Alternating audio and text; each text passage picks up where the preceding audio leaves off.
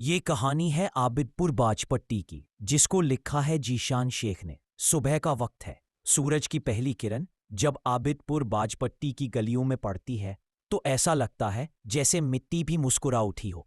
पंछियों की चहचहाहट, ठंडी हवा और मस्जिद के अजान की आवाज, ये तीनों मिलकर गांव को जिंदा कर देते हैं। हमारे गांव में 3 मस्जिदें हैं। हर मस्जिद से अजान की गूंज उठती है और उस वक्त लगता है जैसे पूरा गांव एक ही आवाज में अल्लाहू अकबर कह रहा हो। लोग अपने अपने काम पर निकलते हैं।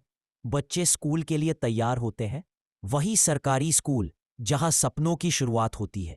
ईद के दिनों में तो हमारा गांव किसी जन्नत से कम नहीं लगता। ईदगाह में जब सब लोग एक साथ सजदा करते हैं तो आसमान तक दुआओं से भर जाता है। बच्चों की हंसी, बुजुर्गों की दुआएं, सब कुछ मिलकर एक अपनापन बना देती है।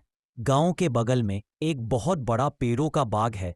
हम इसे खुट वाली गाची के नाम से जानते हैं, जहां लोग शाम को घूमने आते हैं, बच्चे खेलते हैं और हवा में मिट्टी की खुशबू बस जाती है। उसी बाग में एक छोटा सा मदरसा भी है, जहां छोटे बच्चे कुरान पढ़ते हैं।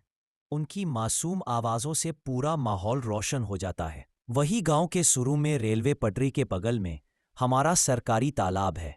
वैसे तो इस तालाब में हमेशा पानी रहता है, लेकिन जब कभी पानी कम होता है तो गांव के लोग इसमें मछलियां पकड़ने आते हैं। कोई मछली पकड़ रहा होता है, कोई हंसी मजाक में डूबा होता है। तालाब की लहरों में जब सूरज की परछाई पड़ती है तो लगता है जैसे खुद वक्त ठहर गया हो।